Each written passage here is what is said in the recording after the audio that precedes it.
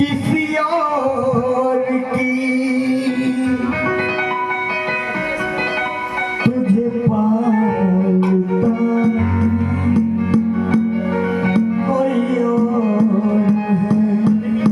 एक बेटी पैदा होती है, माँ बाप पालते हैं, दूसरे के घर जाती है, उसके घर की शोभा बढ़ाती है। तू लक्ष्मी है किसी और की, तू लक्ष्मी है किसी और की, और तुझे पूजता कोई और है। सही बात है कि नहीं है? तो ऐसे थोड़ी ना, हाथ ऊपर, मैया रानी के श्रीखंडों में अपने लिए ही तालियां। रेडी 1 2 1 2 3 2।